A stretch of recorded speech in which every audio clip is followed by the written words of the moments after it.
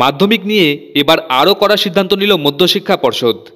আগামী বছর ফল প্রকাশ না হওয়া পর্যন্ত স্কুলগুলির প্রধান শিক্ষকদের সিসিটিভি ফুটেজ সংরক্ষণ করে রাখতে হবে, এমনই নির্দেশ দিল মধ্যশিক্ষা পর্ষদ। প্রসঙ্গত, 2023-এর মাধ্যমিক থেকেই সব পরীক্ষা কেন্দ্রের সিসিটিভি নজরদারি বাধ্যতামূলক করেছিল মধ্যশিক্ষা পর্ষদ। এবার সিসিটিভি নজরদারির ফুটেজ সংরক্ষণ নিয়ে একগুচ্ছ নির্দেশ দেওয়া হলো। পরীক্ষা কেন্দ্রগুলির সেন্টার সেক্রেটারি, ভেন্যু সুপারভাইজারদের বলা হয়েছে, পরীক্ষার ফল প্রকাশ না হওয়া পর্যন্ত মাধ্যমিকের প্রতিটি দিনের সিসিটিভি ফুটেজ সংরক্ষণ করে রাখা বাধ্যতামূলক। সিসিটিভি ক্যামেরাগুলি যাতে সঠিকভাবে কাজ করে এবং পরীক্ষার দিনগুলিতে সকাল 8টা থেকে বিকাল 5টা পর্যন্ত যাতে একটানা রেকর্ডিং হয় তা সুনিশ্চিত করতে বলা হয়েছে। এছাড়া পরীক্ষার দিনগুলির ফুটেজ সংরক্ষণ করার যথোপযুক্ত স্টোরেজ রয়েছে কিনা তাও খতিয়ে দেখা, প্রযুক্তিগত সমস্যায় তথ্য হারানো রুখতে ব্যাকআপের ব্যবস্থা করার মতো একাধিক নির্দেশ দেওয়া হয়েছে পর্ষদের তরফে।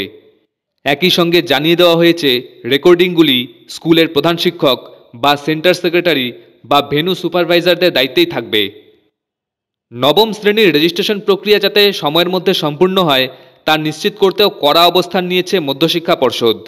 অধীনস্থ সব স্কুলগুলোকে বাধ্যতামূলকভাবে দিতে বলা হয়েছে মুচলেখা।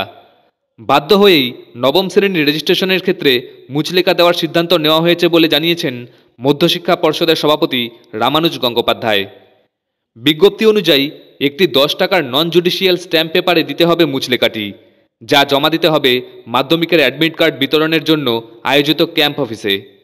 পর্ষদের হুঁশিয়ারি, কোনো স্কুল এই মুচলেখা না দিলে সংশ্লিষ্ট স্কুলকে 2024 সালের মাধ্যমিক পরীক্ষার্থীদের অ্যাডমিট কার্ড দেওয়া হবে না।